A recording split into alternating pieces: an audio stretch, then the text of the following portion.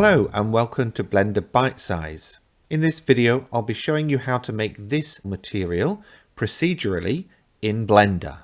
Feeling lazy? You can support this channel and skip the hard work by grabbing the blend file for this material from Gumroad for just £1. Feeling flush? Feel free to throw some of that coin my way using the coffee link in the description below the video. Okay, let's make a start on this mock topography shader. The first thing that we're going to need to do, let me just remind you, of course, I'm in the shading tab. I've got viewport shading enabled, or I do now, and I've got a basic principled shader setup already applied to the object. So now we need a noise texture. So press Shift A, search for noise texture and add that, and also add a mapping and texture coordinate node and change the output to object.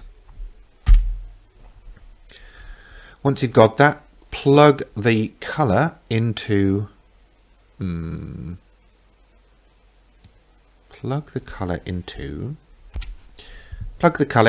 base color for now.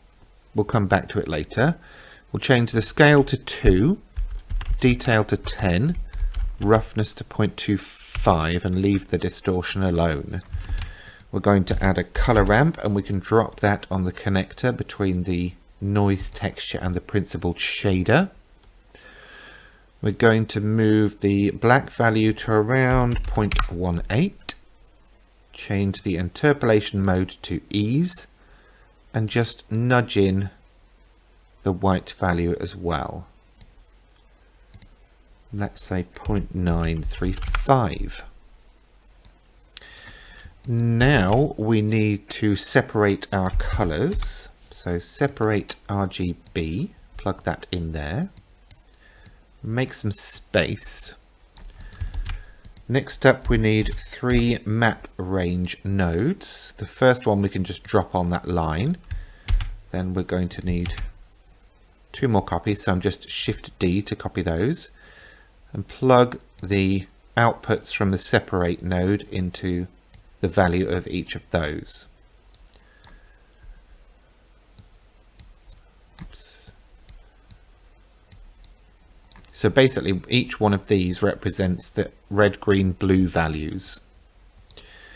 We also need to change the interpolation type to stepped linear. This adds an extra box onto each of these nodes, which is the steps, and to control those we actually want the same value, so we're going to use a value node and plug that into each of those. Steps, steps, steps. And because it's set to 0, it's obviously taking it all back to black. We'll just increase that to 5 for now, just to work with. I've left the clamp selected for all of those. Next up, I'm going to add a combine RGB node before I forget to recombine all of those together. But we are going to make some changes. So on the top map range node, the from minimum is going to be 0, from max 0.3, to minimum 0.1, and to maximum 0.2. You can see how this is affecting the object above. On the second map range node, 0.3 as our start, 0.6 as our end, and then 0.1 and 0.2 for the last 2 as well. And then on the final one, 0.6 to 0.9, and then repeating the 0.1 and 0.2. And you can see how it's kind of separating them out into individual colors. But to make these more intense and more pronounced, what we are going to do is take this node and plug it into the normal, add a bump node,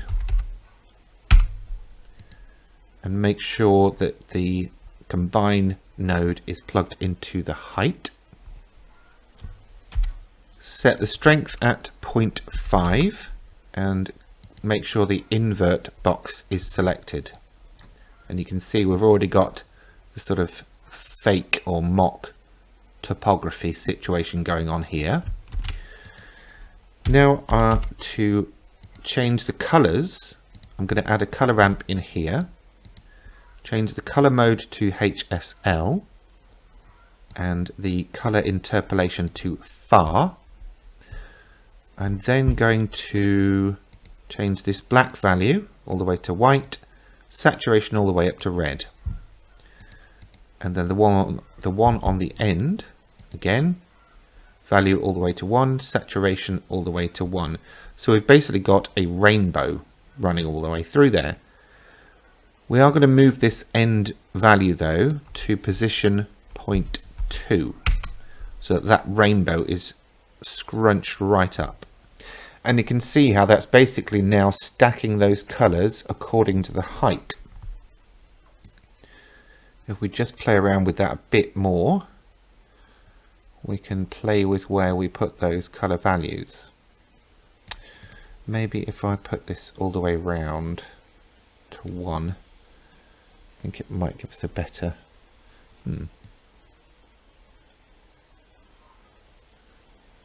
Actually, I think this needs to be a green on the end. Let's just put, oops, have I got the right, yes, got the right one. Let's put that at green, a bright green. And let's move it back to 0.2. Yep, that kind of works.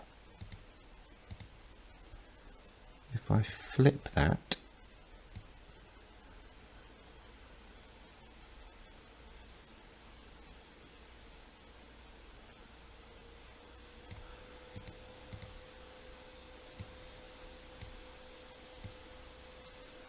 so red is sitting at the bottom and blue and green is at the top. Now, if we were doing, say, mock topography for oceans, actually we'd probably uncheck this invert so that the green is at the top, like land masses would be, and the blue is getting darker as it goes deeper. So it's kind of like, you know, topography. So there's various things you can change. You can change the number of steps in the color by changing this value here. So if I crank that up to 20, you can see that there are now lots more individual layers on that. We can change obviously the color values by using this slider.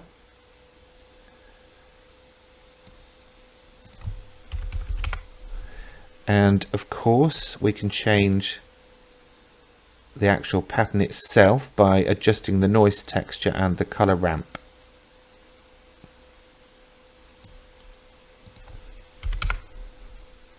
So there's something to play around with. I'm just going to send this to render now so we see what we get. Let me just spread those out a bit more.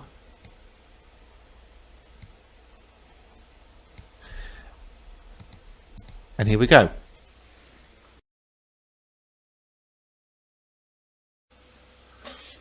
Now that's finished. What I did notice on this particular one is I've got denoising available, so it's kind of smoothed off these edges. If you want a sharper finish, make sure to leave denoising off. And if you're using Blender 3.2 or later, there is a line art mode which may actually help you trace out the edges of those ridges. So there we go. I hope you have found this useful. If you have, please remember to give the video a thumbs up and of course subscribe for future content. In the meantime, thanks for watching.